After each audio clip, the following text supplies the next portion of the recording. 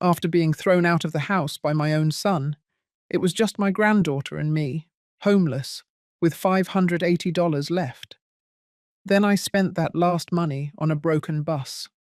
And she said to me, "Grandma, what a strange smell." When we stepped inside, you won't believe what we saw next. But let me tell you how I got there.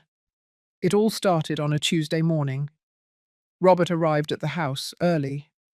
I heard his pickup truck park outside. I thought he was coming to visit me. I hadn't seen him for weeks. I opened the door with a smile. He walked in without saying hello. He had that serious face he gets when he comes to tell me something I won't like. "Mum, we need to talk," he said without looking me in the eye.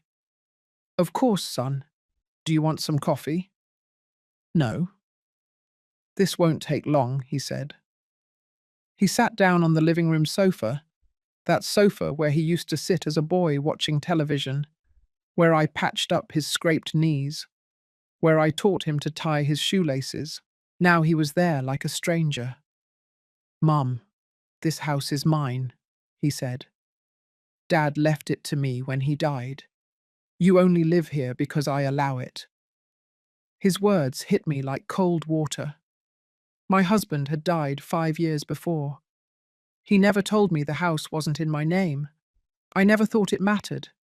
It was my home.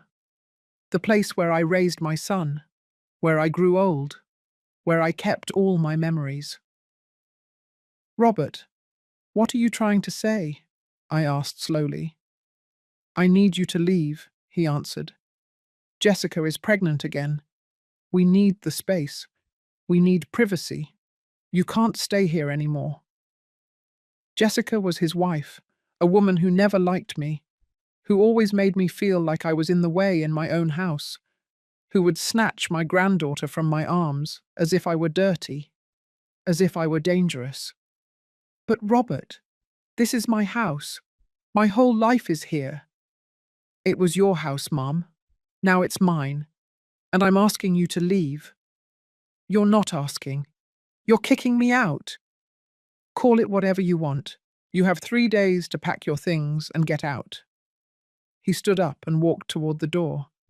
He didn't turn to look at me. He didn't say anything else. He just left. I heard his pickup truck drive away, and I stood there in the middle of the living room, alone, feeling the floor move beneath my feet. I didn't cry. I had no tears left for things like that. That night I didn't sleep. I stayed sitting on the bed looking at the walls. Those walls that I painted myself. Those walls that saw my son grow up. Those walls that were now expelling me. The next day I started packing. I didn't have much. Old clothes, some photographs, a rosary my mother gave me, memories that no longer mattered. I put it all into 2 worn cloth bags. That was all that remained of 62 years of life. On the 3rd day, Robert returned, this time with Jessica and my granddaughter, Lily. The girl was 7 years old, big eyes, hair as black as mine. She was the only good thing I had left in this world. "Grandma, why are you packing?" she asked, running toward me. "Because I'm leaving, sweetheart," I replied, trying to smile. "Where to?" "I don't know yet. I can go with you." Jessica pulled her arm hard. "Don't say silly things, Lily. Your grandmother is leaving because she wants to. We have nothing to do with this." A lie. It was all a lie. But I didn't say anything. I just hugged my granddaughter. She smelled like soap. She smelled like innocence. She smelled like everything I was losing. "Are you done, Mum?" Robert asked from the doorway. "Yes," I replied, my voice breaking. "Good. I need the keys." I took the keys from my pocket, those keys I had carried for 30 years. I put them in his hand. He put them away without saying thank you, without saying anything. I picked up my 2 bags and walked out. Lily followed me, crying. I didn't turn around. I couldn't. If I turned around, I would break into pieces right there. I walked down the street aimlessly. It was cold. The sky was grey. People passed quickly beside me. No one looked at me. I was invisible. Just another old woman with 2 bags, one among many. I sat down on a park bench. I took out my phone. I checked my bank account. $580. That was all. My Social Security check was due in 2 weeks. But 2 weeks is a long time when you have nowhere to sleep. I thought about calling someone, but I had no one. I spent so many years caring for my son that I forgot to care for my friendships. I spent so many years being a mother that I forgot to be myself. The sun began to set. I was still sitting there, not knowing what to do, not knowing where to go. Then I heard footsteps running behind me. I turned around and saw Lily. She had a small backpack on her back. Her eyes were red. Her breathing was heavy. "Grandma, wait!" she cried. "Lily, what are you doing here?" I asked, scared. "I'm coming with you. I don't want to stay with them." "You can't do that, sweetheart. Your parents will look for you." "Let them look. I'm coming with you." I hugged her tight. I felt her heart beating against my chest. And in that moment, everything changed. I wasn't alone anymore. I had someone who needed me, someone who chose me when everyone else had discarded me. "It's okay," I whispered. "We'll go together." We walked the streets until night fell. We looked for a place to sleep.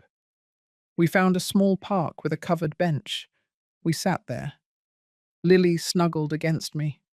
I held her tight so she wouldn't be cold. "Grandma, I'm scared," she said in a tiny voice. "Me too, sweetheart.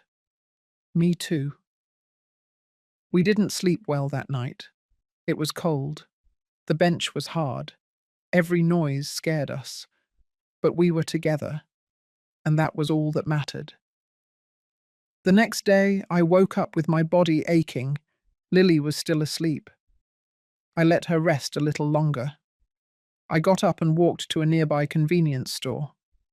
I bought a loaf of bread and a carton of milk. I spent $5. I had $575 left. When I returned, Lily was already awake. We ate in silence.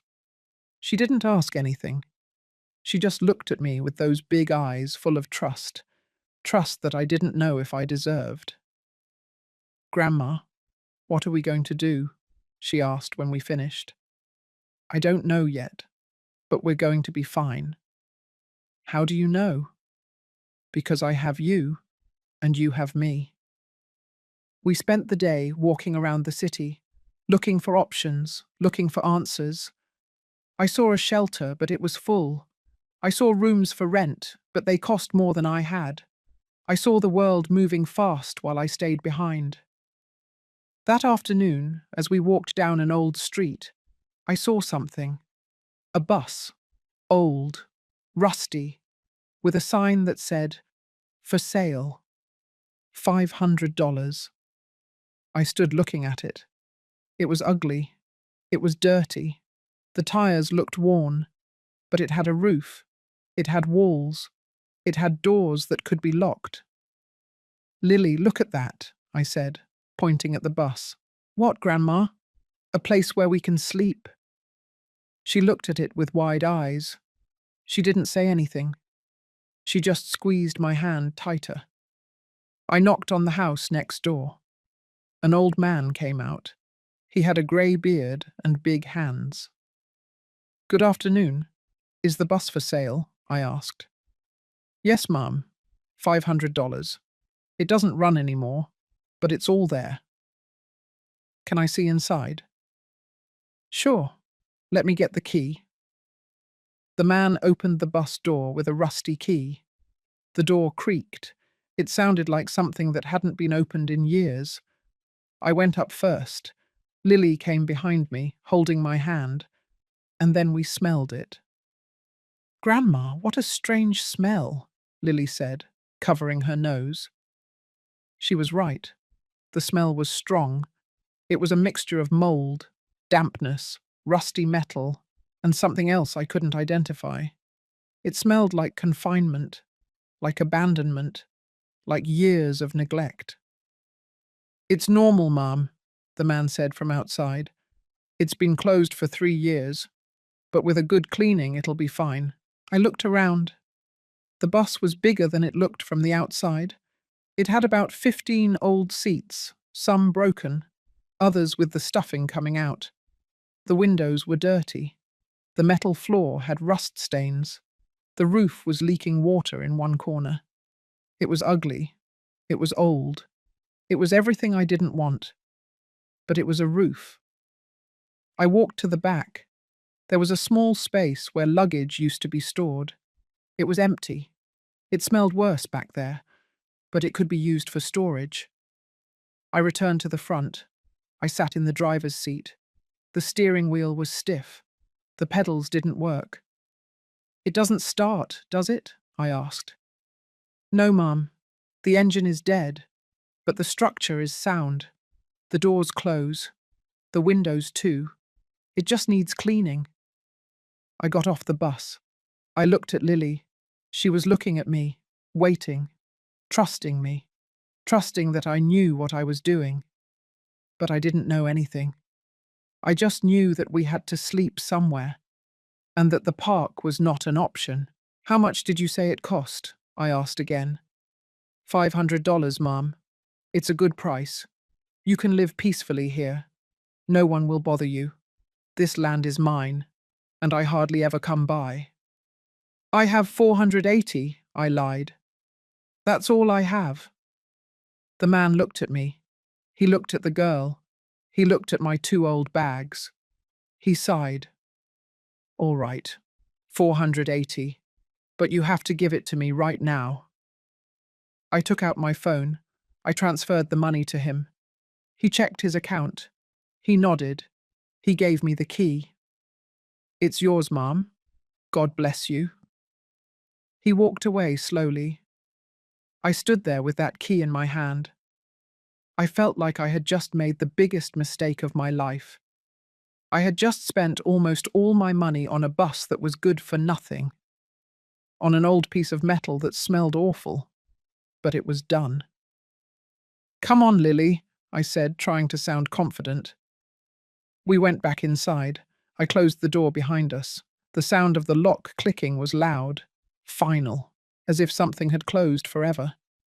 I sat down on one of the seats. Lily sat beside me. We both sat in silence, looking at that dirty, abandoned space. That space that was now our home. "Grandma, are we going to live here?" Lily asked in a quiet voice. "Yes, sweetheart. For now, yes. But it's very dirty." "We'll clean it. Tomorrow we'll buy things to clean it. It will be fine. You'll see." She didn't say anything else. She just rested her head on my shoulder. I stroked her hair. I felt a lump in my throat. I felt like crying. But I didn't. I couldn't. If I cried, she would cry. And I needed her to believe that everything was going to be fine, even if I didn't believe it. That night we slept there. I used my sweater as a pillow for Lily. I slept sitting up. I couldn't lie down. The seats were too dirty. It was cold. The wind was coming in through the cracks in the windows. Every noise woke me up. Every shadow scared me. But we were safe. We were under a roof, and that was more than we had yesterday. The next day, I woke up with an aching body. My back hurt. My neck hurt. My legs hurt. Lily was still asleep. I let her rest while I got off the bus. Outside, the sun was just coming up. The air was cold. I walked a little to stretch my legs. I looked at the land where the bus was. It was large. It was full of tall grass and old trash, but it was isolated. No one was going to bother us. I went back to the bus. Lily was already awake. "Good morning, Grandma," she said, rubbing her eyes. "Good morning, sweetheart. Did you sleep well?" "More or less. I'm hungry." "Me too." We got off and walked to a store 3 blocks away. I bought bread, milk, soap, bleach, and cleaning rags. I spent $40. I had 60 left. We returned to the bus. We ate the bread sitting on the entrance steps.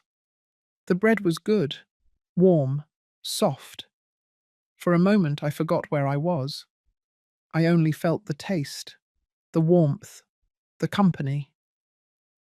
After eating, we started cleaning. I scrubbed the seats with soap and water. Lily cleaned the windows. We worked all morning. The water came out black. My hands turned red. My arms hurt. But I kept going, because I had no other option. At noon, we stopped to rest. I sat on the bus floor. Lily sat next to me. We were both sweaty, tired, but the bus looked a little better. Just a little. "Grandma," Lily said suddenly. "Yes, sweetheart?" "Why did my dad kick you out of the house?" Her question hit me in the chest. I didn't know how to answer. I didn't know how to explain that sometimes children forget their mothers, that sometimes the people you love are the ones who hurt you the most, that sometimes there is no explanation for cruelty. "Because they needed the space," I replied. "But it was your house." "Yes, but now it's theirs." "That's not fair." "No, sweetheart, it's not fair." She hugged me. I hugged her back. And in that moment, I felt something I hadn't felt in days. I felt that I was not alone, that I had a reason to keep going, that I had someone who needed me as much as I needed her. We kept cleaning all afternoon. When we finished, the bus no longer smelled so bad. The seats were still old, but at least they were clean. The floor was a little shiny. The windows were clear enough to see through. It wasn't much, but it was something. That night we ate bread again. We didn't have money for anything else. I had $20 left. My Social Security check was due in 10 days. 10 days is a long time when you only have $20. I did the math in my head. $2 per day. That was all we could spend. Bread and water. Nothing else. We had to hold out. Lily fell asleep early. I stayed awake looking out the window. Everything was dark outside. Silent. I felt fear. Fear of not being able to take care of her. Fear of having brought her into this. Fear of failing her like I failed my son. But then I saw her sleeping. Peaceful. Trusting. And I knew I couldn't fail. Not this time. This time I had to be strong. I had to find a way to get ahead, even if I didn't know how. The following days were the same. We woke up. We ate little. We walked around the city looking for something. I didn't know what I was looking for. I was just looking for an opportunity, a way out, a light. But I didn't find anything. One afternoon, while we were walking through the farmer's market, I saw a woman selling barbecue. She was sitting on a plastic chair. She had a large pot. People came up, bought, left. She counted her money and smiled. I stood watching her, thinking. I knew how to cook. My mother taught me. I made good Thanksgiving turkey, good mashed potatoes, good biscuits. Maybe I could do that. Maybe I could sell food. But I needed money to start, and I had none. We returned to the bus. I sat on the steps. Lily was playing with some stones she had found.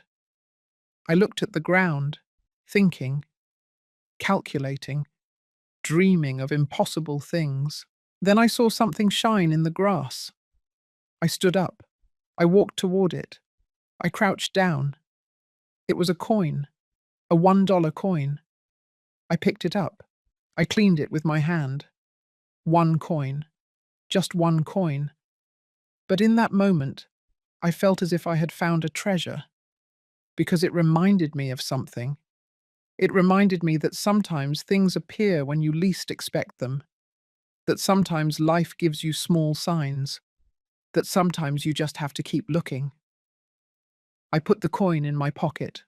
I went back to Lily. "Did you find something, Grandma?" she asked. "Yes, sweetheart. I found hope." She looked at me confused. I smiled at her.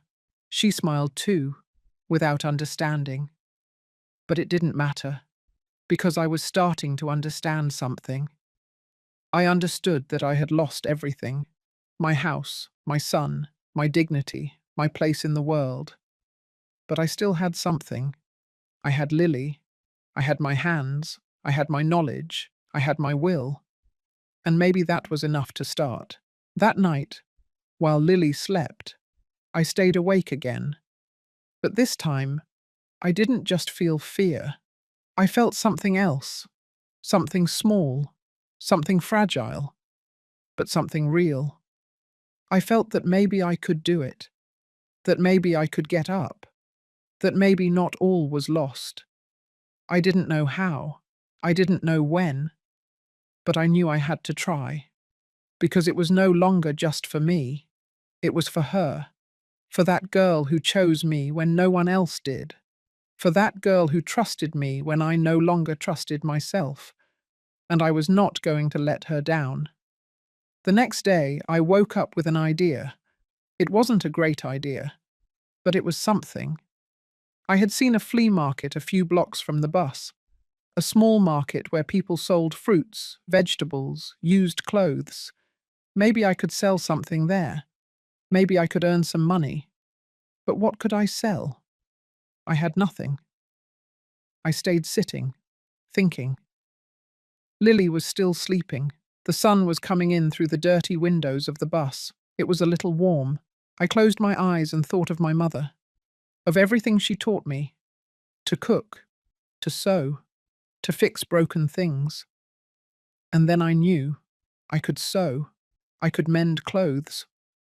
People always need alterations: pants that tear, shirts with missing buttons, dresses that need adjustments. I knew how to do all that. But I needed thread, needles, maybe an old sewing machine. I needed tools, and I didn't have money to buy them. I counted the money I had left. $18. That was all. The Social Security check was due in 8 days. 8 more days of surviving on almost nothing. Lily woke up. She looked at me with those big eyes. "Good morning, Grandma." "Good morning, sweetheart. We're going to walk for a bit." "Where to?" "To look for something I need." We left the bus. We walked through the neighborhood. I looked for thrift stores. I found one 6 blocks away. We went in. It smelled of old clothes and dust. There were boxes full of things people no longer wanted: clothes, shoes, books, broken toys. I searched through the boxes. I found a box with old threads. Some spools still had plenty of thread. I found needles. I found buttons of different colors. I found rusty scissors, but they still cut. "How much does all this cost?" I asked the lady at the counter. $5, she answered without looking at me. I gave her the money. I put everything in a plastic bag. We left there. I had $13 left. I felt fear again, but I also felt something else. I felt that I was doing something, that I was taking control, even if it was just of something small. We returned to the bus. I took out everything I had bought. I put it on one of the clean seats. Lily sat next to me, looking at everything curiously. "What are you going to do, Grandma?" "I'm going to sew. I'm going to mend clothes. And I'm going to sell my services." "How?" "I'm going to go to the market. I'm going to offer my services. People always need alterations. What if they don't hire you?" "Then I'll look for something else. But I have to try." I spent the afternoon organizing my things. I arranged the threads by color. I tested the needles. I tied a knot on a piece of fabric to practice. My hands still remembered. They still knew what to do. The next day, I went to the market. I carried my bag with the threads and needles. I looked for an empty space between the stalls. I sat on the ground. I put a piece of cardboard in front of me with the words written in pen. Clothing alterations, seams, buttons. Lily sat next to me. We both waited. People passed by. No one looked. No one asked. It was as if we were invisible. An hour passed. 2 hours. 3 hours. Nothing. I felt like crying, like leaving, like giving up. But I didn't. I stayed sitting there, waiting, because I had no other option. Then a lady stopped. She was a young woman. She had a pair of pants in her hand. "Excuse me, do you fix pants?" she asked. "Yes, ma'am. What do you need?" "I need you to hem them. They're too long." "Of course. Let me see." She showed me the pants. They were denim. They needed to be taken up about 2 inches. It was easy. I could do it. "How much do you charge?" she asked. $5, I replied, not knowing if it was too much or too little. "That's fine. When will they be ready?" "Tomorrow, at the same time." "Perfect. Here's my number. Call me when they're ready." She gave me her phone number. She left. I stayed sitting there with those pants in my hands. My first job. My first opportunity. Lily hugged me. I hugged her too. We both smiled. It was a small thing, but it was a start. We returned to the bus. That night I worked on the pants. I didn't have good light. I used my phone's flashlight. My eyes hurt. My fingers got tired. But I kept going, stitch after stitch, until I finished. It turned out well. It was straight. It looked professional. The next day I went back to the market. The lady arrived. I gave her her pants. She checked them. She smiled. "They're perfect. Thank you." She gave me $5. I put them in my pocket. $5. It wasn't much, but it was mine. It was money I had earned with my own hands. I stayed at the market all day. 2 more people came. One wanted buttons sewn onto a shirt. Another wanted a torn skirt fixed. I charged $3 for each. I worked right there. Fast. Well, at the end of the day, I had $11. Added to the 13 I had left, that was 24. I bought bread, milk, fruit. I spent $7. I had 17 left. But I had eaten better. Lily had eaten better. And that was worth more than anything. The following days, I kept going to the market. More people came every day. People were starting to know me. They were starting to trust me. They brought their pants, their dresses, their shirts. I fixed them. Fast. Well, cheaply. I earned between $10 and $15 a day. It wasn't much, but it was enough to eat, to survive, to keep going. One afternoon while I was sewing, an older woman came. She had an old dress in her hands. A blue dress with embroidered flowers. It was torn in several places. "Can you fix this?" she asked in a soft voice. I checked it. It was very damaged. It was going to take time. It was going to be difficult. "Yes, I can, but it will cost a little more. $15. "That's fine. I need it for Sunday. It's for my granddaughter's wedding." "I'll have it ready," I said. She gave me the dress. Before leaving, she looked me straight in the eye. "What's your name?" she asked. "Sweet. Sweet Smith." "Nice to meet you, Sweet. I'm Martha." "Nice to meet you, Mrs. Martha." She left. I was left with that dress in my hands. It was beautiful, old, full of history, full of love. That night I worked on the dress, stitch by stitch, carefully, patiently. I fixed every tier, I reinforced every seam, I put on new buttons, I ironed the embroidered flowers. It took me 3 nights to finish it. But when I finished, it was gorgeous. It looked new. On Sunday, Martha returned. I gave her the dress. She opened it. She looked at it. Her eyes filled with tears. "It's beautiful," she whispered. "My mother made this dress 50 years ago. I thought it couldn't be fixed anymore." "Everything can be fixed, Mom. It just needs the right hands." She gave me $20. I told her it was 15. She insisted. "You deserve it. You worked magic with this." I put the money away. Martha left. I stayed sitting there, feeling something strange in my chest, something I hadn't felt in a long time. I felt pride. I felt that I had done something good, something that mattered. The days kept passing. My Social Security check finally arrived. $300. I added it to what I had earned sewing. I had $420. It was the most money I had had since they kicked me out of the house. I bought more thread, more needles. I bought a small lamp to work at night. I bought food for a whole week. Lily ate well. I ate well. For the first time in weeks, I didn't feel hungry. One afternoon, while I was working at the market, Martha returned. She brought a large bag. "Sweet, I brought you something," she said, smiling. She opened the bag. Inside was a sewing machine.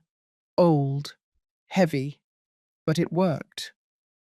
"It's yours," she said. "I don't use it anymore. You'll put it to better use." "Mrs. Martha, I can't accept this." "Of course you can. You have talent, sweet. You have golden hands. Don't waste it sitting on the ground. Use it. Grow."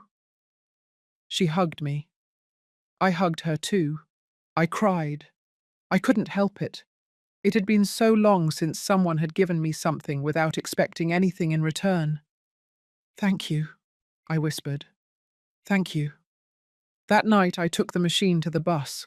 I placed it on a wooden box I had found. I plugged it in. I tested it. It worked perfectly. The sound was beautiful, like music. Lily looked at me excitedly. "Grandma, now it looks like a shop." I smiled. She was right. I was no longer just a woman sitting on the ground with needles. Now I had tools. I had equipment. I had possibilities. The following days I worked faster. I could do more alterations in less time. People started coming more often. They started bringing bigger jobs, curtains, tablecloths, quilts. I accepted everything. I worked day and night. My fingers hurt, my back hurt.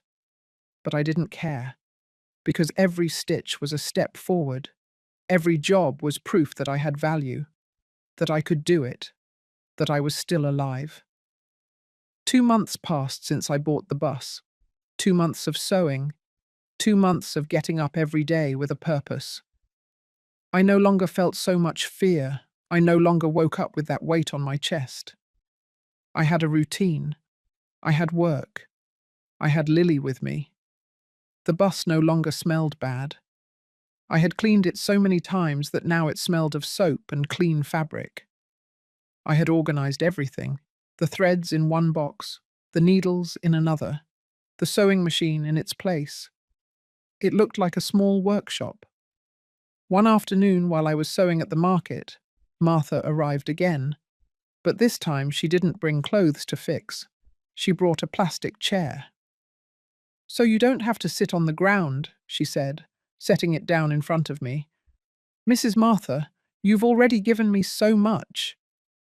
And I'll keep giving you more as long as I can. Because I see something in you, sweet.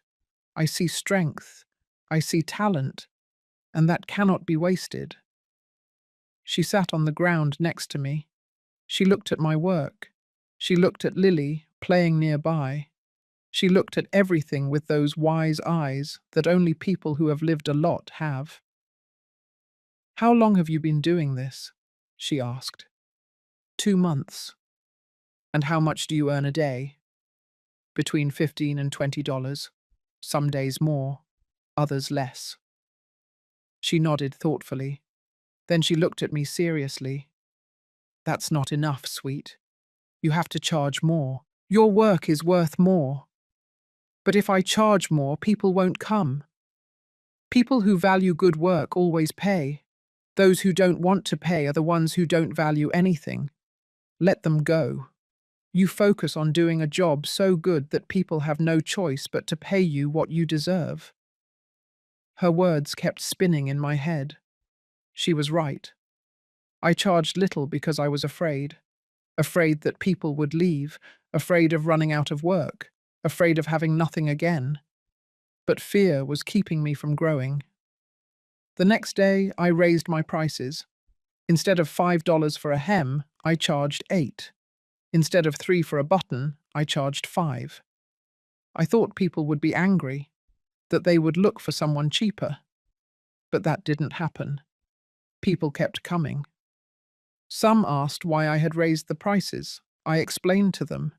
I showed them the quality of my work. I showed them the time it took to do everything well. And they understood. Because good work speaks for itself, I started earning more. $25 a day, 30, some days up to 40. It was no longer just about surviving. Now I could save. I could plan. I could think about the future.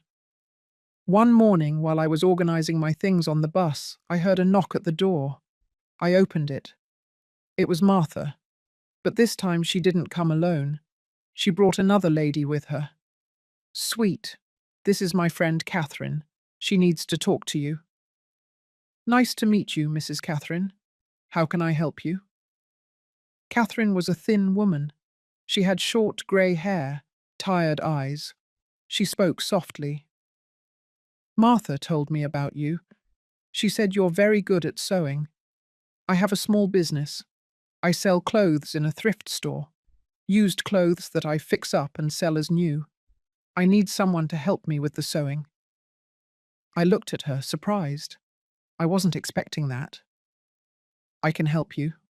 What kind of alterations do you need?" "Everything. Pants, dresses, jackets. I have a lot of work. More than I can handle alone. I can pay you by the piece, and I'll always have work for you." I felt my heart beating fast. This was more than fixing clothes at the market. This was steady work. This was an opportunity. "How much do you pay per piece?" I asked. "It depends on the job. A simple hem is $5. Something more complicated can be up to 20. But you'll always have work. Always." "I accept," I said without thinking much. Catherine smiled.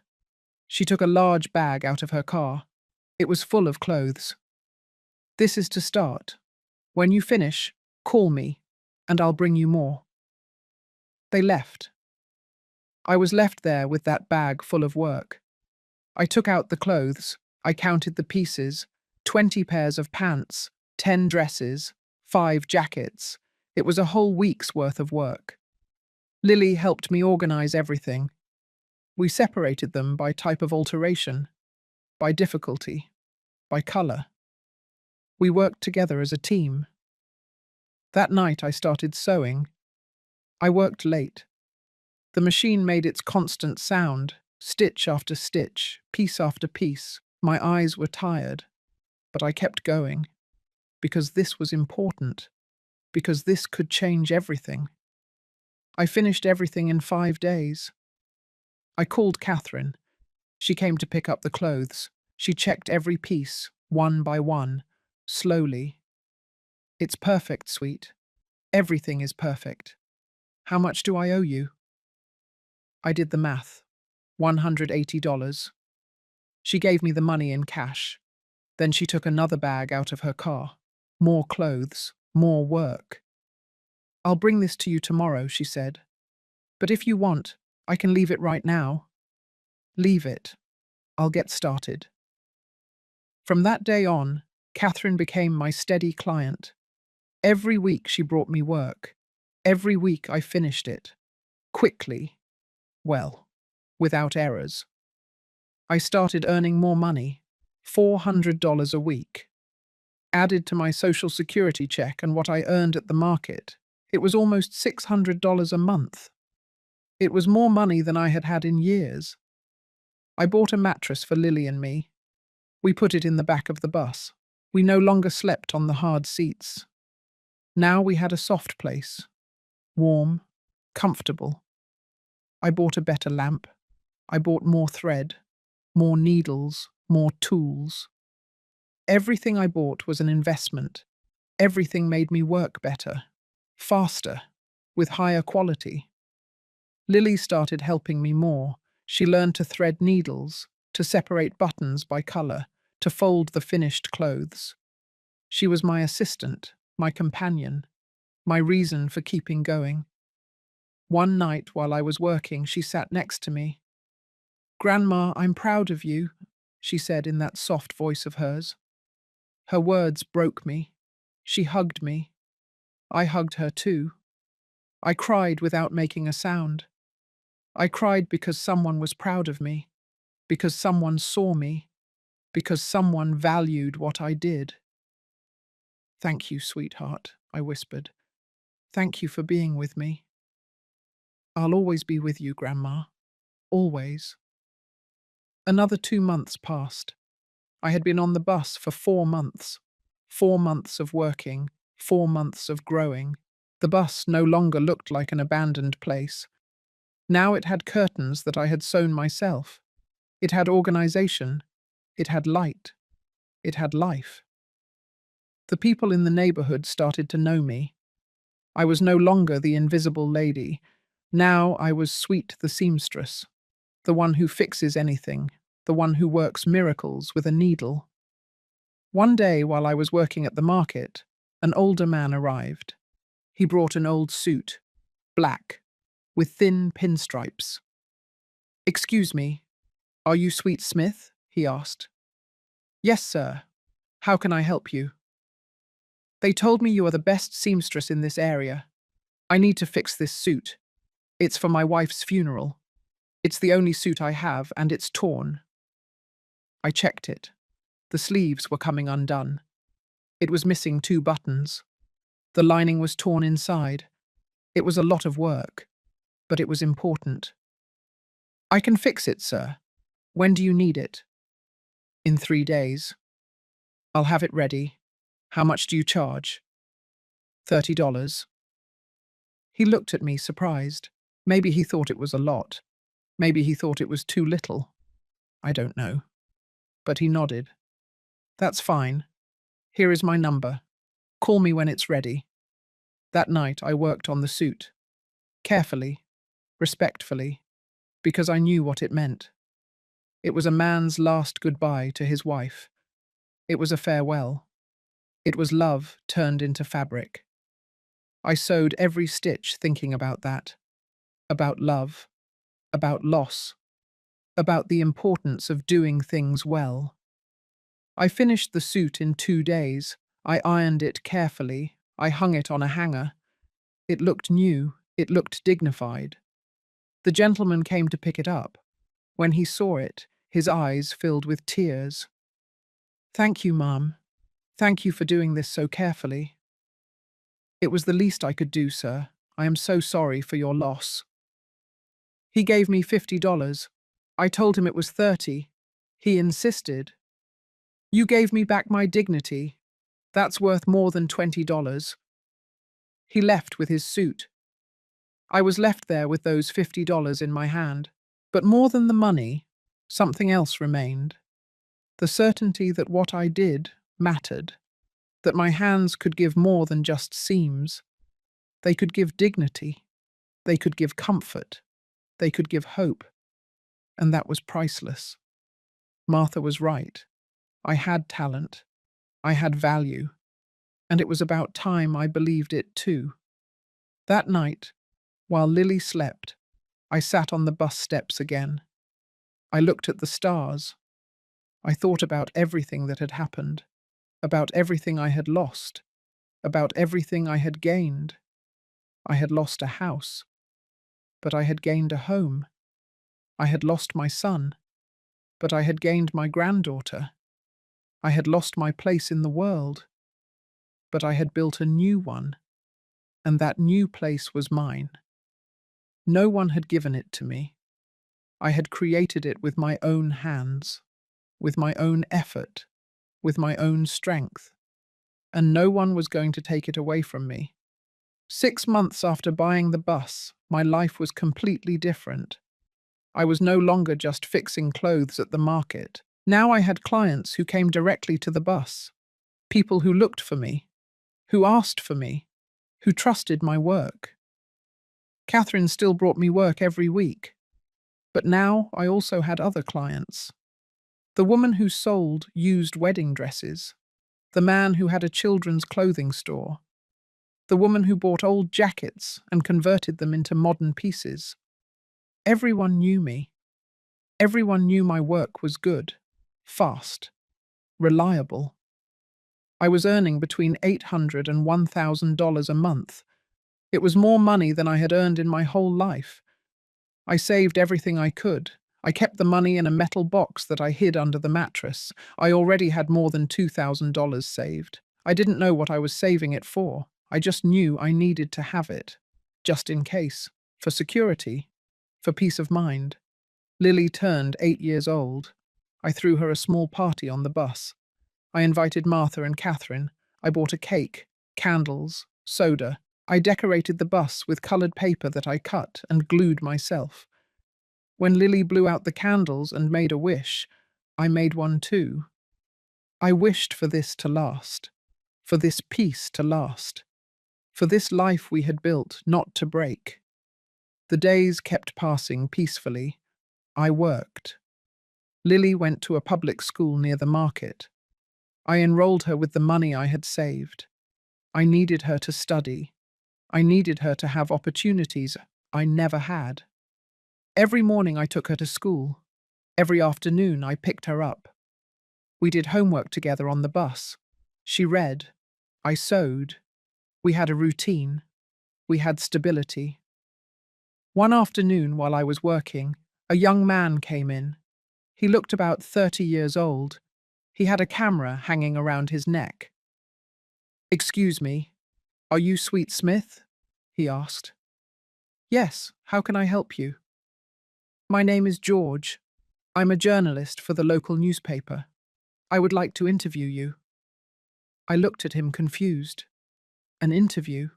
Me? Why? "I've heard a lot about you. People talk about your story, about how you started sewing on the market floor, about how you now have your own business in a bus. It's inspiring. I would like to write about you." I felt scared. I didn't want anyone to write about me. I didn't want attention. I just wanted to work in peace. "I don't know, Mr. George. I'm nobody important." "That's exactly why. Because you are like many people. People who fight, who don't give up, who build something out of nothing. Those are the stories that matter." Martha was nearby. She heard the conversation. She came closer. "Sweet. Accept it. It's good for people to know. It's good for other women to see that it can be done." I looked at Martha, then at George, then at the bus, at my sewing machine, at everything I had built. "All right," I finally said, "but I want you to know something. I didn't do this alone. I had help. I had people who believed in me when I didn't believe in myself." "I'm going to write that too." George asked me many questions. I told him everything. How my son kicked me out of the house. How I spent my last dollars on the bus. How Lily came with me. How Martha helped me. How I started sewing. How I built this piece by piece. He took photos of the bus, of my machine, of my hands sewing, of Lily doing her homework in a corner. 2 weeks later, the article came out in the newspaper. Martha brought it to me. I read it sitting on the bus steps. There was a large picture of me. The title said, "From the Street to the Bus, the story of Sweet Smith and her business on wheels." I cried reading it, not because it said false things, but because it told the truth. And the truth hurt, but it also healed. The next day, more people started coming. People who had read the article, who wanted to meet me, who brought clothes to fix, who congratulated me, who told me I was brave. I didn't feel brave, I just felt tired, but grateful. One of those people was a young woman. Her name was Sarah. She looked about 25 years old. She brought a small child by the hand. "Mrs. Sweet, I read your story," she said in a trembling voice, "and I felt like I could relate. I'm also going through something difficult. My husband left me. I have to support my son alone. I don't know how to sew, but I know how to cook. I thought maybe you could give me some advice." I sat down with her. I gave her water. I listened to her story. It was similar to mine. Abandonment, fear, desperation. But she also had something I had. She had the desire to get ahead. "The first thing you have to do is believe you can," I told her. "Then you have to start. It doesn't matter how small the step is. Just start. Sell food at the market, make biscuits, do whatever it takes, but start." She cried. I cried too. We hugged. Two women who didn't know each other but shared the same pain, the same struggle. Before leaving, she thanked me. She told me she was going to try. I believed her, because I saw in her eyes the same thing I saw in mine. Months ago, I saw determination. The following days, I kept working. But now something had changed. I was no longer just sewing to earn money. Now I was sewing knowing that my story was inspiring others, that my struggle was not just mine, that somehow I had become an example, and that gave me strength. One afternoon while I was working, I received a call. It was a number I didn't know. "Hello?" I answered. "Sweet," a man's voice said on the other end. "Yes. Who is speaking?" "It's Robert, your son." I felt the air go out of me. My son, the one who kicked me out, the one who abandoned me, the one who took everything from me. Now he was calling me. "What do you want, Robert?" I asked in a cold voice. "I saw the article in the newspaper. I saw your picture. I saw what you're doing, and I wanted to congratulate you." A lie. I knew it was a lie. I could feel it in his voice. He wasn't calling to congratulate me. He was calling for something else. "What do you really want, Robert?" Silence. Then I heard his voice again. Softer, more calculated. "I need to talk to you. I need to see you." "What for?" "Just to talk, Mum. Just that. To talk." "I have nothing to talk about with you." I hung up. My hands were shaking. My heart was beating fast. Lily looked at me worried. "Who was that, Grandma?" "Nobody important, sweetheart. Nobody important." But I knew that wasn't true. It was important, because he was my son, and no matter how much I wanted to hate him, no matter how much I wanted to forget him, I couldn't, because a mother never forgets, never stops loving, even when it hurts. That night I couldn't sleep.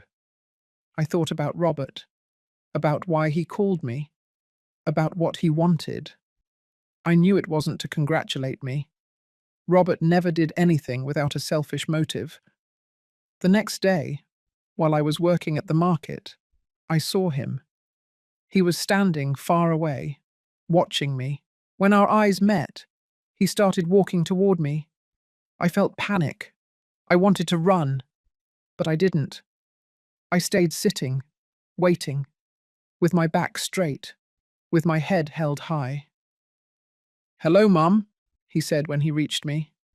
"Robert?" He looked different, thinner, more tired. He had dark circles under his eyes. His clothes were wrinkled. "I need to talk to you," he said, looking around. "Is there somewhere we can talk in private?" "Here is fine. Say what you have to say." He sighed. He ran his hand over his face. Then he looked at me with those eyes I knew so well. Those eyes that looked at me with love when he was a child, which now looked at me with something different, with need. "Mum, I need money," he finally said. There it was, the truth. He didn't come to congratulate me. He didn't come to apologize. He came to ask me for money. "I don't have money to give you, Robert," I lied. "But the newspaper says you're doing well. It says you have your business, that you earn well. I earn enough to live, to take care of your daughter. That's all." "Lily? Where is Lily?" "She's with me, where she's always been since you let her go." He fell silent. He looked at the ground. Then he looked at me again. "Mum, please. I need the money. Jessica and I have problems. We owe rent. We owe money. If we don't pay, they're going to evict us." I felt something in my chest. It wasn't pity. It was something more complicated. It was anger mixed with pain, mixed with love. Because no matter how much it hurt, no matter how much he had hurt me, he was still my son. But I was no longer the same woman he had kicked out of his house. "Robert, when you kicked me out, you didn't care if I had money. You didn't care if I had somewhere to sleep. You didn't care about anything. Now you have problems and you come to ask me for help. Why should I help you?" "Because I'm your son.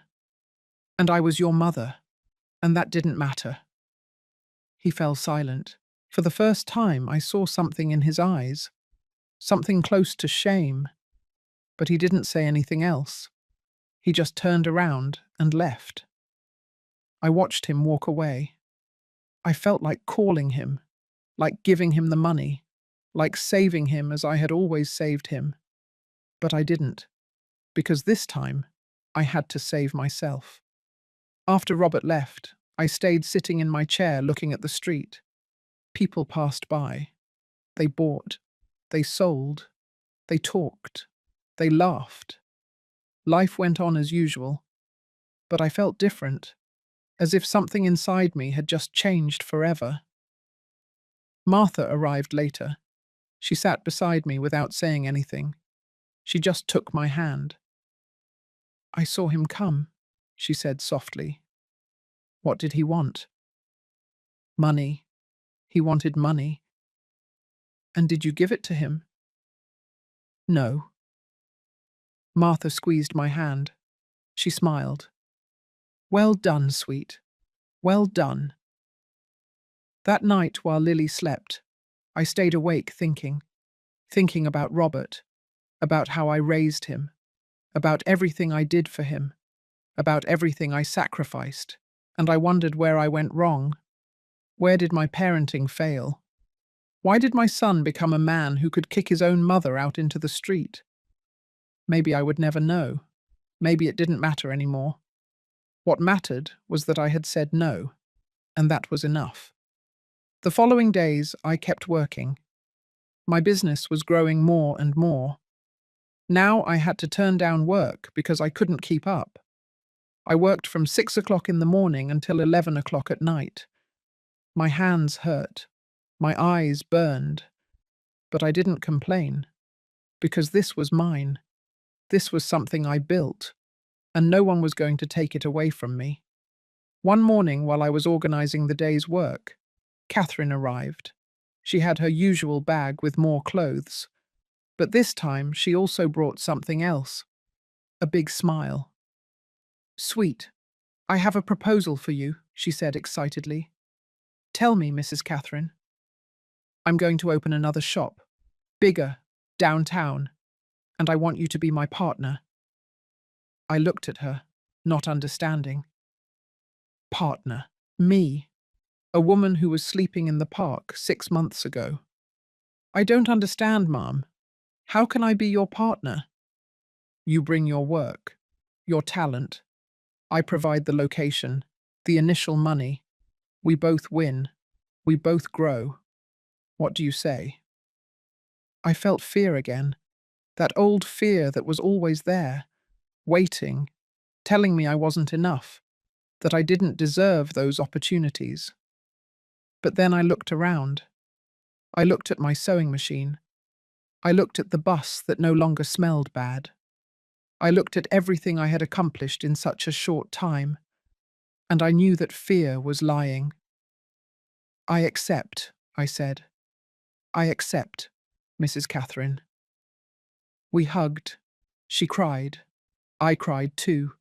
Two hard-working women building something together, something big, something real. The following weeks were intense. Catherine looked for the location. I kept sewing, saving, preparing for what was coming. Lily helped me every afternoon after school. She folded clothes, she organized buttons, she swept the bus. You are my best assistant, I told her. And you are my best grandma, she replied, smiling. A month later, we opened the shop. It was small, but pretty. It had 2 sewing machines, one for Catherine, one for me. It had displays with fixed clothes. It had a sign outside that read, Catherine and Sweet Alterations. My name was there, on a sign, in a real business. The first day we sold 3 pieces. We made $60. We split it, 30 for each of us. It wasn't much, but it was a start. The second week we sold more. The third, even more. People started coming, some because of the newspaper article, others because they were recommended, others because they simply passed by and came in. I was still living on the bus. I didn't want to spend money on rent yet. I preferred to save. I preferred to be sure that this was going to last before committing to big expenses. Lily was still going to school. She got good grades. She had friends. She was happy. And that was all that mattered to me. One afternoon, while I was working at the shop, a woman came in. She was young, elegant. She wore an expensive dress and expensive shoes. She looked out of place in our little shop. Good afternoon. I'm looking for Sweet Smith, she said, looking around. That's me. How can I help you? My name is Amy White. I own a boutique on the north side of the city. I read about you. I saw your work, and I would like to make you a proposal. Another proposal. In less than 2 months. This was unreal. Tell me, Mrs. Amy. I need a reliable seamstress, someone who knows how to do delicate alterations, formal dresses, designer clothes. I pay well, very well, and I always have work. How much do you pay? It depends on the piece, but on average, $50 per dress, altered, sometimes more. $50 for a single dress. It was more than I earned in a full day at the market. I'm interested, I said, trying to sound calm. When can I start? Right now, if you like. I have 3 dresses in the car. If you can fix them well and quickly, I'll bring you more. She went to her car. She returned with 3 beautiful dresses, one black, one red, one gold. They were made of fine fabrics, delicate, expensive. This one needs waist adjustment, this one needs to be hemmed, and this one has a tear on the side. I need them in 1 week. I'll have them ready, I said. She left. I was left there with those 3 dresses in my hands. They were the finest dresses I had ever touched in my life. I was afraid of ruining them, but I also felt excitement. That night I stayed up late working on the first dress, the black one. I measured, I cut, I sewed, carefully, precisely, every stitch perfect. I finished all 3 dresses in 5 days. I steamed them. I hung them on padded hangers. They looked perfect. I called Mrs. Amy. She came the next day. She checked each dress, one by one. She held them up to the light. She turned them over. She inspected them. Perfect, she finally said. Absolutely perfect. Here you go. She gave me $150 in cash. Then she took a card out of her purse. This is my number. I'm going to send you more work. Much more. You have an extraordinary talent, Mrs. Sweet. Thank you, Mrs. Amy. I won't disappoint you. From that day on, Mrs. Amy became my most important client. She sent me 5 or 6 dresses a week. I fixed them. She paid well. Always. My income increased a lot. Now I earned more than $2,000 a month. Between the shop with Catherine, Mrs. Amy's jobs, and my social security check, it was more money than I ever imagined having. I saved almost all of it. I already had more than $8,000 saved. I didn't know what for. I just knew I wanted to have security. I wanted to know that if something happened, I would be fine. Lily would be fine. The months passed. A year had passed since Robert kicked me out of the house. A year since I bought the bus. A year since I started from zero. And now I had more than I had before. Not just in money, in dignity, in respect, in purpose. One afternoon, while I was working at the shop, George, the journalist who interviewed me, came in. "Mrs. Sweet, what a pleasure to see you. How are you doing?" "Well, George, everything is well. What brings you here?" "I want to write another article about you. An update. People want to know how you've been doing since the first story." I accepted. He asked me more questions. He took more photos. Of the shop. Of the fine dresses I was fixing. Of Lily doing her homework in a corner. 2 weeks later, the second article came out. The title said, "1 year later, Sweet Smith goes from the bus to the boutique." The story told everything. How I started, how I grew, how I now had a partnership with Catherine, how I worked for fine boutiques, how my granddaughter was still with me, happy, studying. The article went viral on social media. People shared it, commented, congratulated me, sent me messages. It was overwhelming, but it was also beautiful, because my story was reaching people who needed it, people who were going through the same thing I went through, people who needed to know that it could be done, that it's not easy, but it can be done. One of those people was Sarah, the young woman who had visited me months before, the one who wanted to sell food. She returned to the shop, but this time she looked different. She was smiling. "Mrs. Sweet, I did it. I started selling barbecue at the market. And I'm doing well. Very well. Thank you for believing in me." I hugged her. I cried. Because this was more important than any money. This was changing lives. This was giving hope. That night, while Lily slept, I left the bus. I sat on the steps. I looked at the stars. I thought about everything that had happened in a year. I had lost a house, but found a home. I had lost my son, but gained my granddaughter.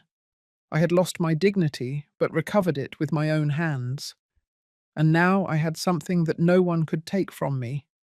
I had my business. I had my talent. I had my strength. I had my life back.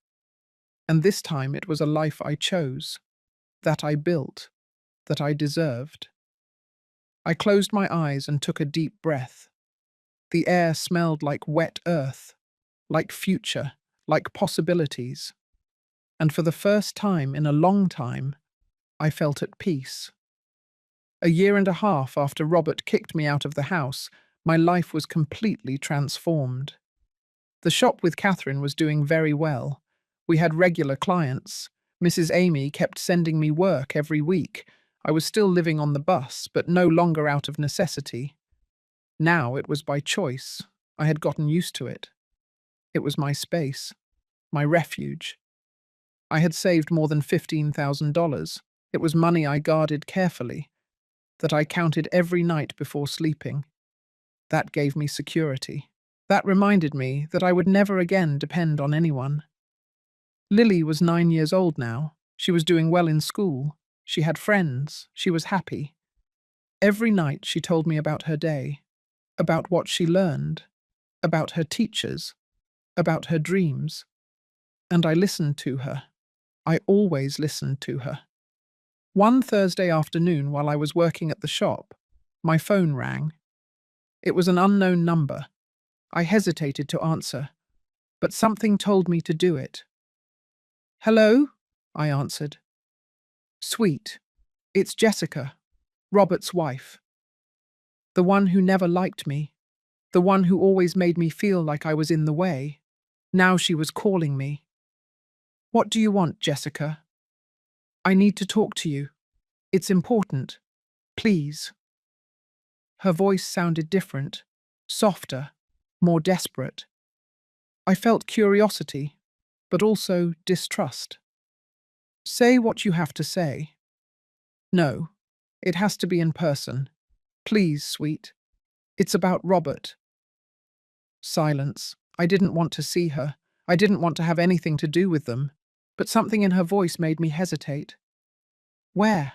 I finally asked. "At the park near the market. Tomorrow at 3 o'clock.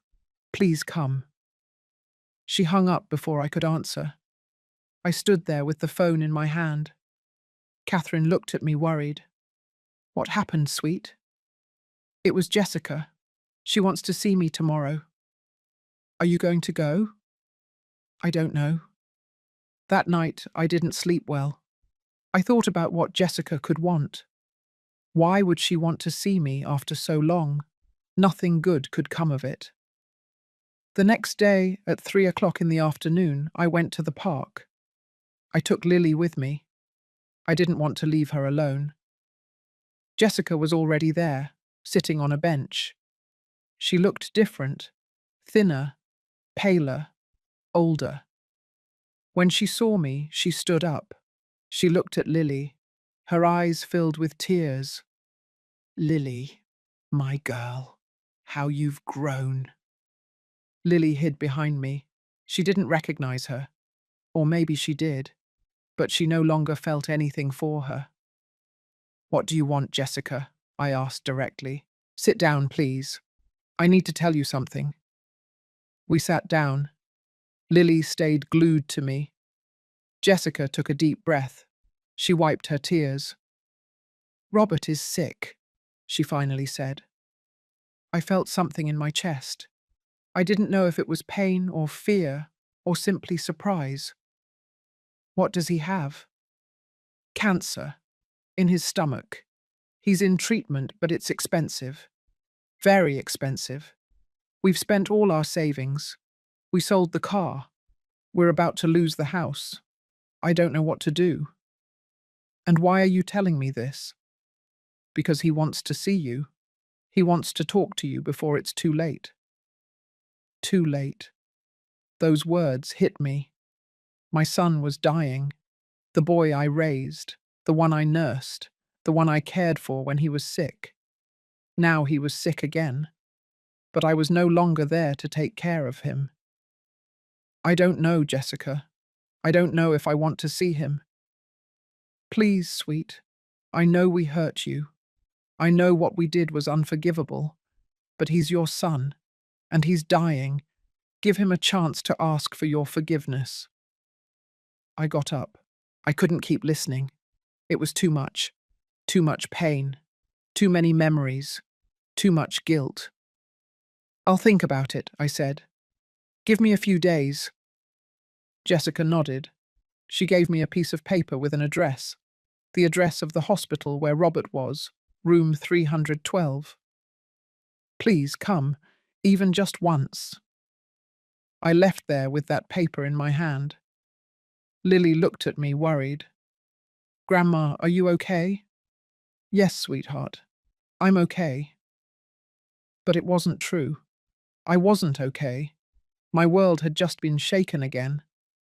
The following days were awful. I couldn't sleep. I couldn't eat well. I only thought about Robert, about whether I should go see him or not, about whether I should forgive him or not. Martha came to visit me. I told her everything. She listened to me in silence. When I finished, she took my hands. Sweet, only you can decide that. No one can tell you what to do, but I'm going to tell you something. Forgiveness is not for him, it's for you, so you can close that chapter and move on without that weight. She was right, as always. On the 5th day, I made a decision. I was going to go. Not for Robert, not for Jessica. For me. Because I needed to close this. I needed to say what I had to say. I needed to let go. I went to the hospital alone. I left Lily with Catherine. I didn't want her to see her father like that. I didn't want her to carry that image. I walked through the hospital corridors. It smelled of disinfectant and illness. I found room 312. I knocked. Jessica opened the door. You came, she said, surprised. Thank you. I went in. The room was small. There was a bed, machines, IV bags, and in the bed was Robert. But it wasn't the Robert I remembered. This Robert was thin, pale, with his hair falling out, with sunken eyes. Mum, he said in a weak voice. I sat in the chair next to the bed. I didn't say anything. I just looked at him, waiting. Thank you for coming, he said. I didn't think you would. Me neither. Silence. A heavy silence. Uncomfortable. Full of unspoken things. Mum, I need to ask for your forgiveness, he finally said. For everything. For kicking you out of the house. For treating you like you didn't matter. For being a bad son. I'm sorry. I really am sorry. His words sounded sincere. But I had heard sincere words before. I had believed in promises before. And I always ended up hurt. Why, Robert? I asked. Why did you do it? I don't know, Mum. I guess I was selfish. Stupid. Jessica wanted the space. And I only thought about making her happy. I didn't think about you. I didn't think about what I was doing to you. And now that you're sick, now that you need me, now you think about me. He fell silent. He knew I was right. He knew he was only looking for me because he was desperate.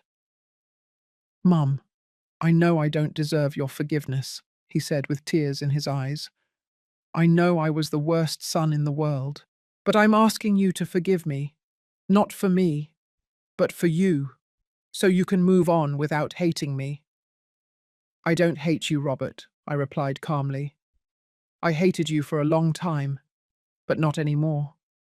Now I only feel pity, pity for everything you lost, for everything we could have had and never will. Mum, please. I didn't come here to forgive you, Robert. I came to say goodbye. I got up. He reached out his hand, trying to grab me, but I was already far away. Wait, I need to ask you something else, he said hurriedly. What? I need money. For the treatment.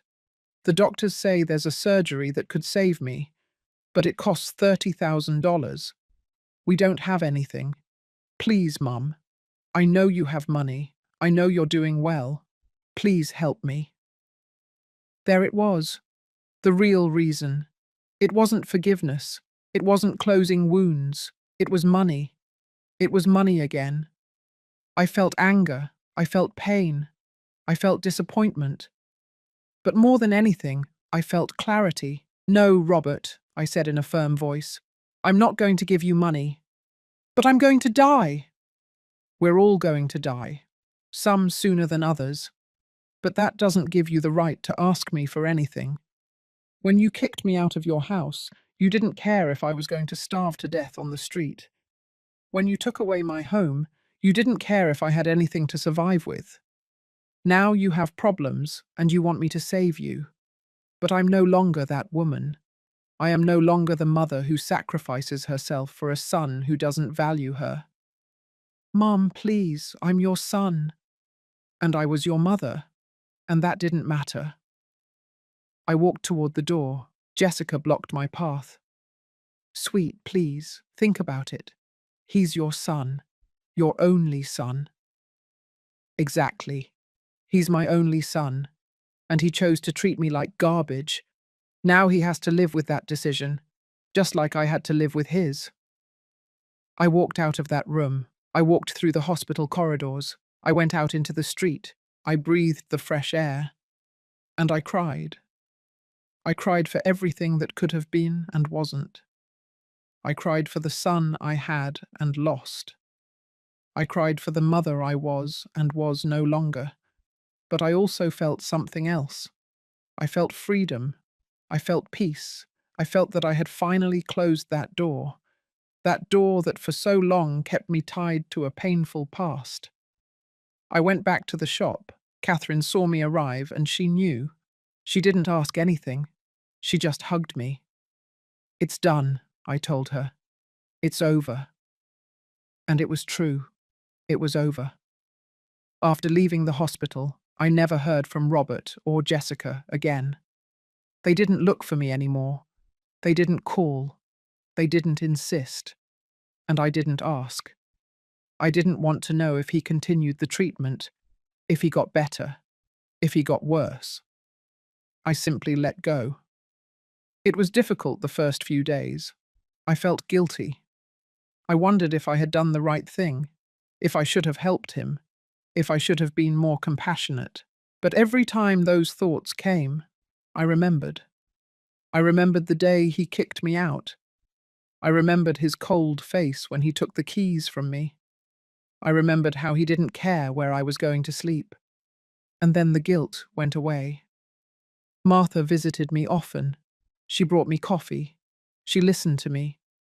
She reminded me that I had made the right decision. Sweet, you didn't deny him anything that he hadn't denied you first. You just set boundaries. And that's not cruelty. That's self-love. She was right. She was right again.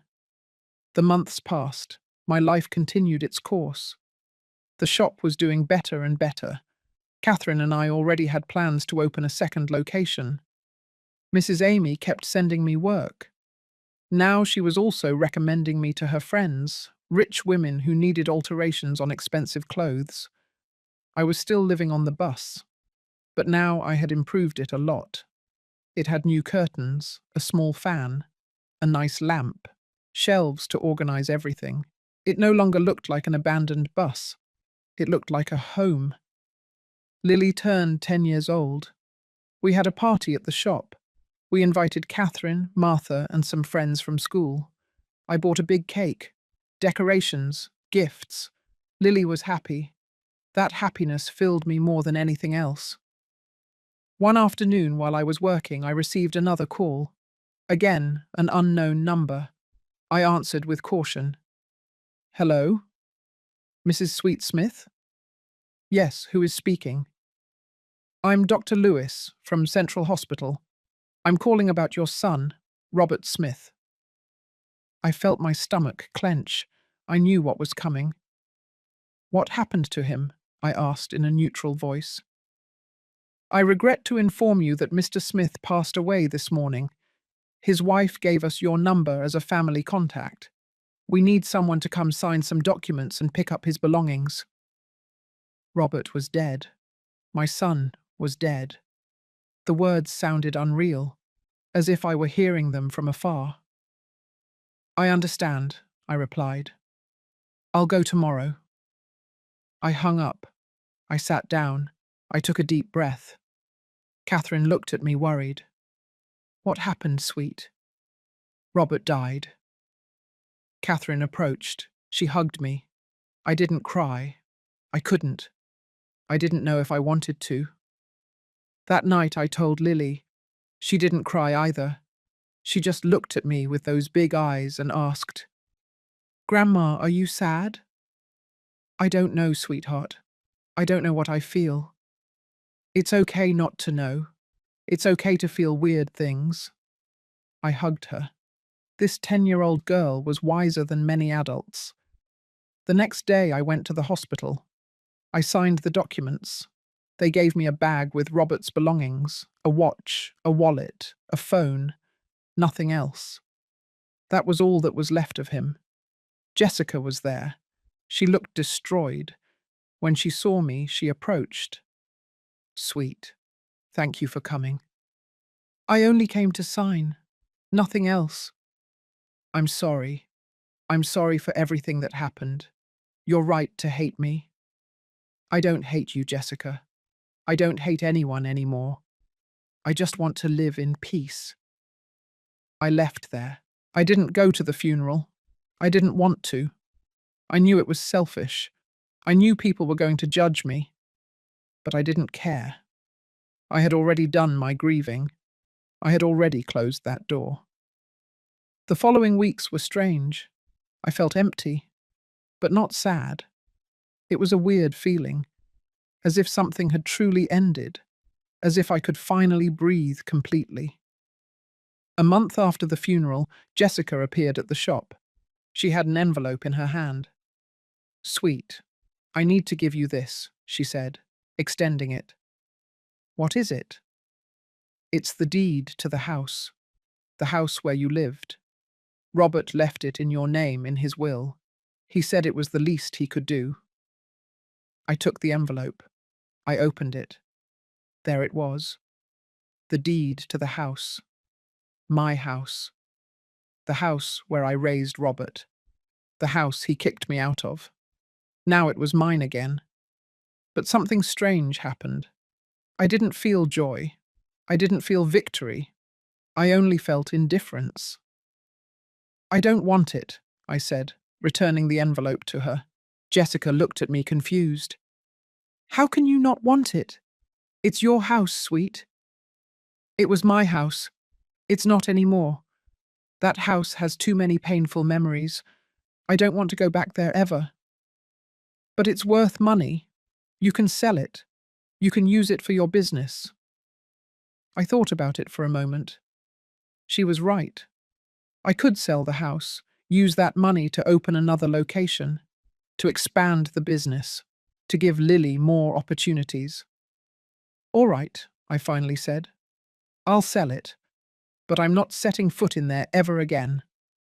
I sold the house 2 months later. They gave me $45,000. It was a lot of money, more money than I ever imagined having.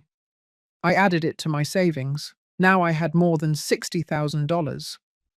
Catherine and I opened the second location. It was bigger, nicer. We hired 2 young women to help us. I taught them to sew, to do alterations, to treat clients with respect. One of them was Sarah, the young woman who had come to ask for my advice months ago, the one who started selling barbecue. Now she wanted to learn to sew, and I was teaching her, because that's how it works. Someone helps you, you help someone else, and the cycle continues. The following months were the best of my life. The business was incredible. We had more clients than we could handle. We had to hire 1 more girl. The shop was always full of life, of laughter, of women working together. I was still living on the bus, but now it was neither out of necessity nor by choice. It was out of comfort. I liked waking up there. I liked that space. It was my safe place. One afternoon, while I was closing the shop, a man came in. He was older, about 60 years old, well-dressed. "Excuse me, I'm looking for Mrs. Sweet Smith." "That's me. How can I help you?" "My name is Arthur Davis. I'm an investor." I've been following your story since the first article in the newspaper, and I would like to make you a business proposal. Another proposal? This was becoming routine. Tell me, Mr. Arthur. I want to invest in your business. I want to help you expand, to open more locations, maybe even a school where you teach your trade to other women. I have the capital. You have the talent and the story. Together we can build something big. I looked at him with distrust. I had learned to distrust proposals that sounded too good. Why would you want to do that? What do you gain? I gain the knowledge that I am investing in something worthwhile, in someone worthwhile. And yes, I also earn money, because your business has potential, a lot of potential. I need to think about it, I said. Give me some time. Of course. Here's my card. Call me when you decide. He left. I was left there with that card in my hand, thinking, analyzing, doubting. That night I talked to Martha, with Catherine, with Lily. I told them about the proposal. I listened to their opinions, their fears, their hopes. In the end, I decided to investigate Mr. Arthur. I looked for information about him, his past investments, his reputation. Everything came up clean. Everything was legitimate. 2 weeks later, I called him. Mr. Arthur, this is Sweet Smith. I accept your proposal, but with conditions. Tell me, I maintain creative control. I decide how the work is done, how the employees are treated, how everything is managed. You put up the money, I put in the work, but the final decisions are mine. That sounds fair to me. I accept your conditions.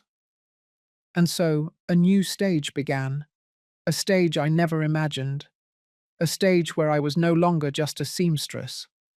I was an entrepreneur, a boss, a mentor, but more than all that, I was something more important. I was a woman who had lifted herself from the ground, who had built something out of nothing, who had turned her pain into power. And no one could ever take that from me. Never. 3 years after Robert kicked me out of the house, my life was unrecognizable.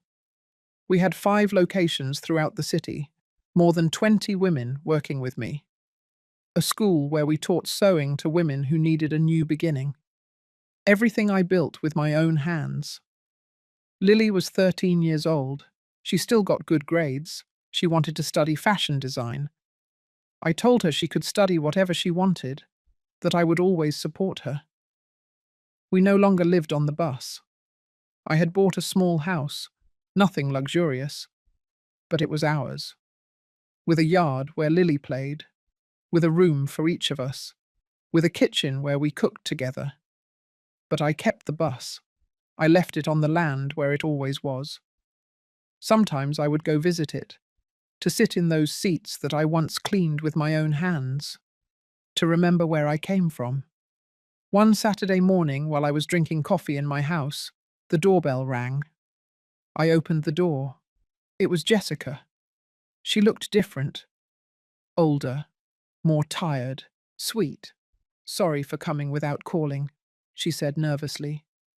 "What do you need, Jessica?" "I just wanted to see you, to tell you something." I let her in. I offered her coffee. We sat in the living room. "I've been thinking a lot about everything that happened," she said, looking at her cup. "About how we treated you, about what we did to you.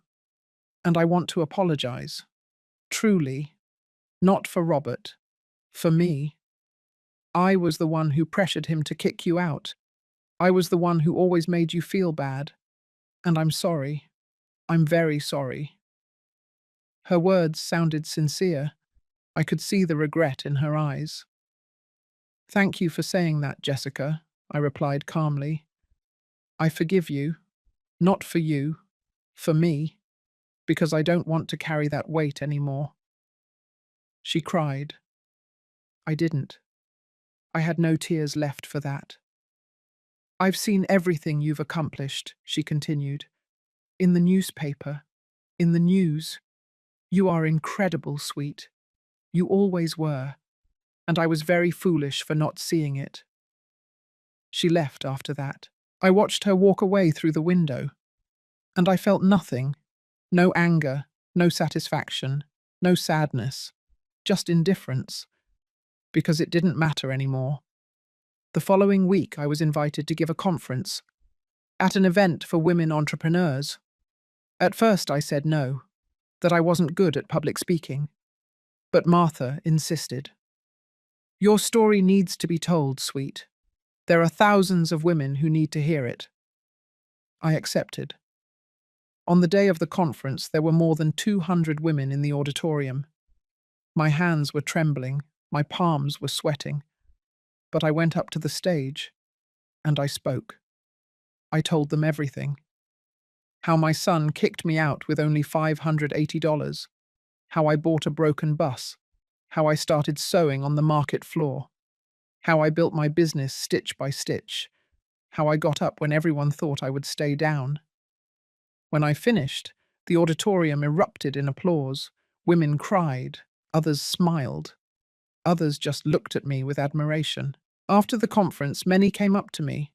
They told me their stories, their struggles, their fears, and I listened to them, every single one, because I knew what it was like not to be heard, and I didn't want anyone to feel that way.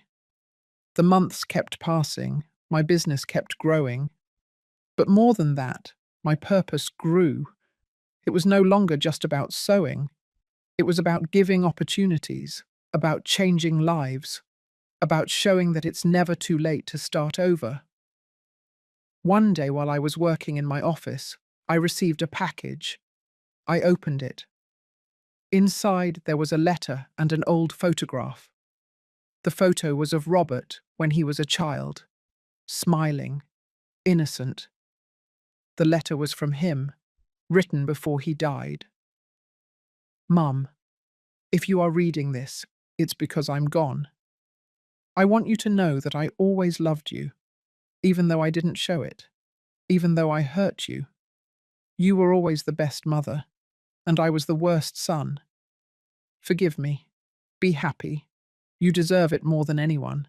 I cried reading that letter, not out of sadness, but out of closure, out of peace, because I could finally let go of everything. I put the letter in a drawer, along with the photo, and I closed that chapter forever. Today, I am 65 years old, 3 years older than when everything started. But I look like a different person, not just on the outside, on the inside. I have a successful business, a house of my own, money in the bank. But more than that, I have dignity, I have respect, I have peace. Lily is about to enter college. She wants to study fashion design, as she always dreamed. And I will be there, supporting her, always. Sometimes I think about everything I lost, the house, my son, the years I wasted being invisible. But then I think about everything I gained, and I realize that it was worth it. Because I lost a house, but gained a home. I lost a son who didn't value me, but gained a granddaughter who loves me. I lost my place in the world, but built a new one, a place where I decide, where I rule, where I matter, and that place is mine. No one gave it to me, I built it, with these wrinkled hands, with these precise stitches, with this silent strength that I never knew I had. I am no longer the woman who cried in the park, not knowing what to do. Now I am Sweet Smith, entrepreneur, mentor, survivor. And if there's one thing I learned in these 3 years, it's this. Life can take everything from you, your house, your family, your dignity, but there is something it can never take from you, your ability to get up, your inner strength, your will to keep going. That is yours, only yours, and no one, Absolutely no one can take it away from you. Today I look back and see the entire journey, the nights on the bus, the smell of mold, the aching hands, the fear, the uncertainty, and I wouldn't change anything, because that pain taught me, that fall strengthened me, that darkness showed me my own light. They never heard my cries. Now they hear my silence, the silence of a woman who no longer needs to ask permission to exist, who no longer waits for others to validate her, who no longer begs for love where there is none. Because I finally understood something. I didn't need them to see me. I only needed to see myself. And when I did, everything changed.